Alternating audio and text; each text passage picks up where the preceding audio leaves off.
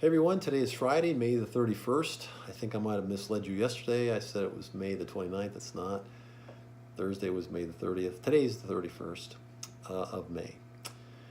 My wife and I love watching Forged in Fire on the History Channel. We think it's a fascinating show. We watch guys make knives out of metals that they're provided. It's pretty fascinating. One of the things, though, we've noticed, and there's a pattern to this, is there is always one guy about every 2 or 3 shows that brags that he's going to win this competition. He's going to win it because he's so good. He's so good at he's got such great skills and blah, blah, blah. Well, whenever we hear those things, my wife and I look at each other with these little smiles. We go, yep, he's going to be the first one to go. He's not going to make the cut, and he will be the first one walking away. And that reminds me of Nebuchadnezzar. Here we have this proud, arrogant ruler who thinks, well, he self-admires himself. He just loves himself so much, and he thinks that everything he's done, everything that's happened in his life has been the direct result of his ingenuity, his power, his strength, whatever you want to call it. He thinks he attributes himself to all that he has.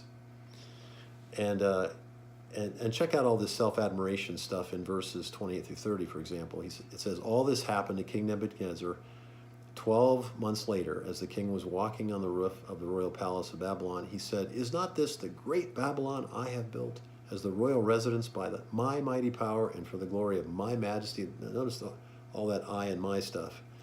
He thinks he's a hot shot.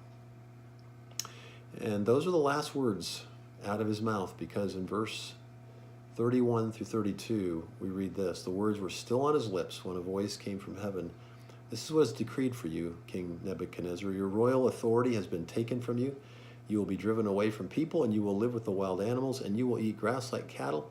7 times, that's 7 years, will pass by for you until you acknowledge that the Most High is sovereign over the kingdoms of men and gives them to anyone he wishes.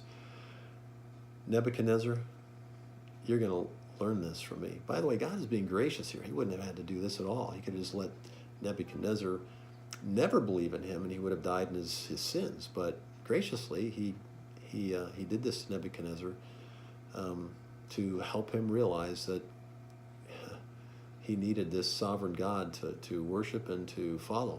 Anyway, when the 7 years ended, the light switch turned back on, and his sanity was restored. And check out his brand new attitude toward God, whom he immediately began worshiping. Check this out.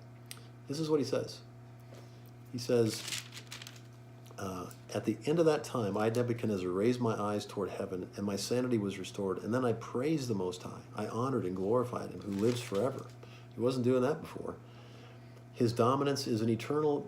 His dominion, is an eternal dominion. His kingdom endures from generation to generation. All the peoples of the earth are regarded as nothing. He does as he pleases. There we go again. He does as he pleases. With the powers of heaven and the peoples of the earth, no one can hold back his hand or say to him, what have you done? So Nebuchadnezzar has acknowledged that God truly is the sovereign God who controls everything and who does what he pleases. And like Nebuchadnezzar, it is our privilege to praise, exalt, and glorify the King of Heaven, because everything he does is right, and and all his ways are just. So folks, we can trust him. We can trust this God. The sovereignty of God gives me hope. A hope is not a hope so hope. It's a no so hope. I know that God is in control, and that gives me encouragement and strength during tough times, and we all go through them. Anyway, I hope you enjoyed the reading today, and thanks for listening. Have a great day.